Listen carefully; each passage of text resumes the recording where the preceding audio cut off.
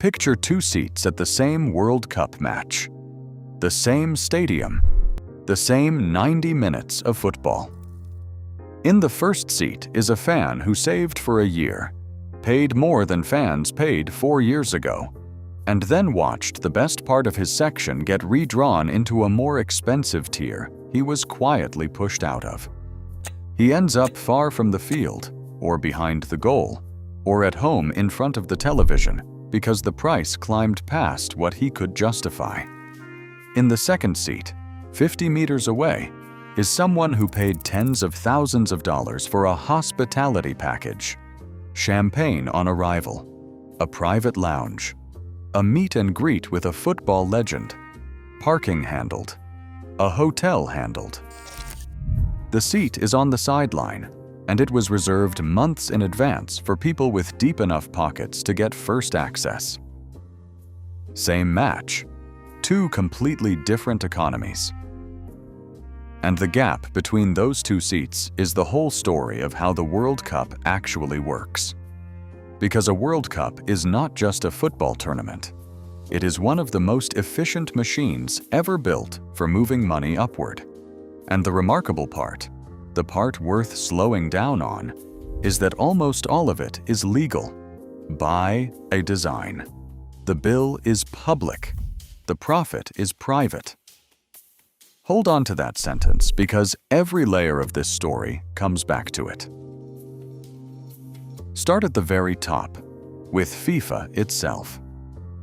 The 2026 World Cup is expected to generate somewhere in the region of $11 to $14 billion. FIFA's total revenue for this cycle has been estimated at around $13 billion, with close to $9 billion of that coming directly from this single tournament. And FIFA, according to reporting on its finances, keeps virtually all of it. Broadcasting deals, sponsorships, ticketing, the money inside the stadiums. It flows up to one organization in Zurich. Now FIFA will tell you correctly that it is a non-profit, that its stated purpose is to take that money and pour it back into football around the world, into national associations and development projects. And it does distribute some of it.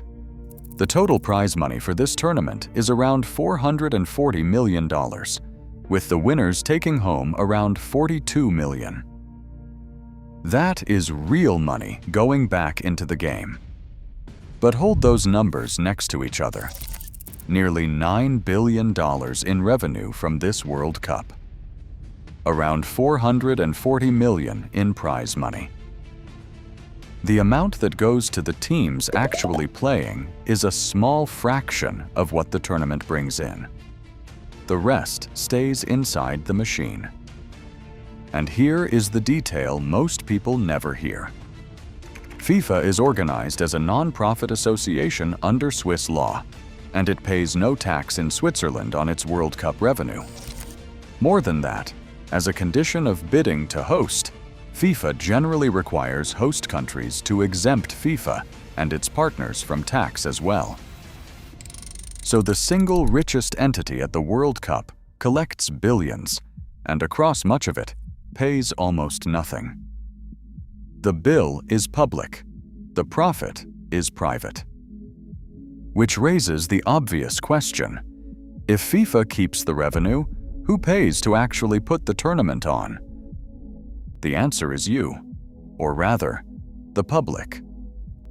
The host cities and the taxpayers who live in them. Across the 11 United States host cities, the costs of hosting run to somewhere between $100 million and $200 million each, much of it for security, transport, public services, and logistics. Those same 11 cities are reportedly facing a collective shortfall of at least $250 million. Broader American taxpayer support has been estimated in the hundreds of millions. In Canada, the country's own parliamentary budget officer estimated total government support for hosting at over $1 billion Canadian dollars. One analysis of the arrangement called it, bluntly, one of the worst deals in history. The city carries the cost. FIFA carries the revenue. The public builds the stage, secures it, cleans up after it, and pays for the privilege. The private partners walk away with what the stage produces. The bill is public. The profit is private.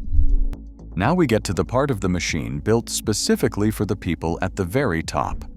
Because while ordinary fans were being priced out and shuffled between seat categories, an entire premium economy was being constructed in parallel, and it was never meant for them at all. The official hospitality packages for this World Cup are sold through a single authorized provider. A single-match hospitality ticket starts at around $2,500.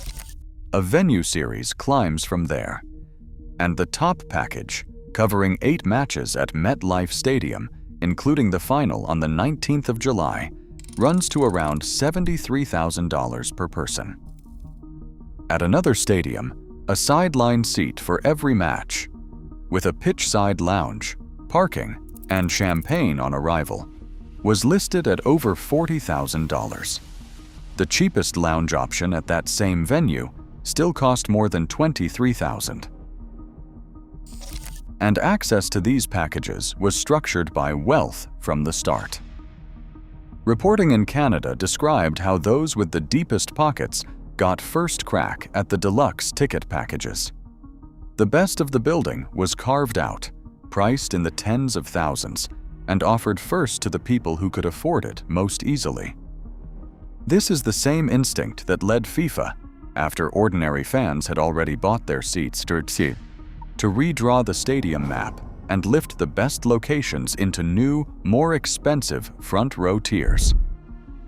The premium experience is not an accident of the World Cup. It is engineered into the architecture of who sits where. So the fan who saved for a year ends up behind the goal or at home. And 50 meters away, the $73,000 package gets champagne and a legend's handshake. Same match, 2 economies. The bill is public. The profit is private. And the hospitality suites are only the most visible layer.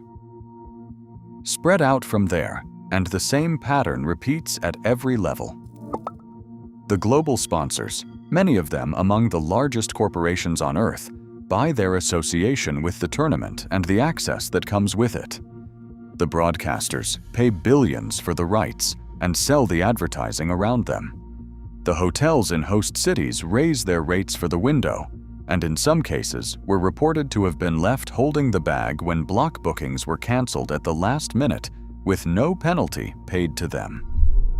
The resellers work the secondary market.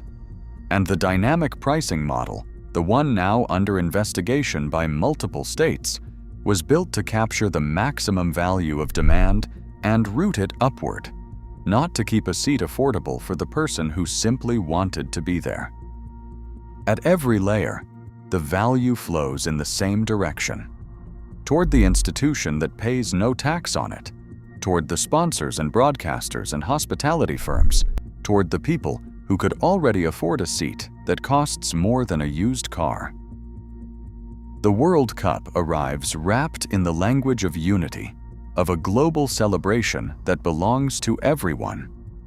And underneath that wrapping is one of the most reliable upward transfers of money in modern sport. This is the deeper truth the spectacle is designed to obscure. A World Cup feels like a gift to the public. The flags, the anthems, the shared nights in front of the television. But financially, the public is not the recipient of the gift. The public is the one paying for it. Funding the stadiums and the security through taxes. Buying the increasingly expensive tickets. Absorbing the shortfalls when the host city math does not work out. And then watching, from the cheap seats or from home, while a parallel economy of suites and lounges and tax-free billions runs quietly alongside the game. None of it is hidden exactly. The hospitality prices are published. The tax status is a matter of record. The host city budgets are public documents. It is all sitting in plain sight. It just never gets told as a single story, because told as a single story, it stops looking like a celebration and starts looking like what it is. A machine that turns a public event into private wealth, legally, every 4 years, on a scale almost nothing else can match. So what do you make of it? You have probably watched a World Cup. Maybe you have loved one.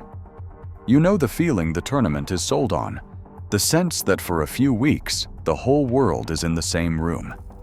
The question worth sitting with is who actually owns that room. When the public builds the stadium and pays the security bill, and FIFA keeps the revenue tax-free, and the best seats are reserved at $73,000 for the people who need the discount least, who is the World Cup really for? And is a celebration still a gift to the public when the public is the one footing the bill? The next time the cameras pan across a stadium full of corporate suites and lounges, remember the fan who saved for a year and ended up behind the goal. Both of them paid for the World Cup. Only one of them was ever meant to profit from it. The flags will wave, the anthems will play, and somewhere above the pitch, behind the glass, the champagne will be poured for the people. The whole thing was quietly built around. The bill is public, the profit is private, and every 4 years, the machine runs again. If this was worth your time, a like genuinely helps more than you would think. And you can subscribe for clear, careful coverage of the money and the power behind the games we love. Tell me in the comments how you see it, because the question of who the world's biggest event is really built for is one worth asking out loud.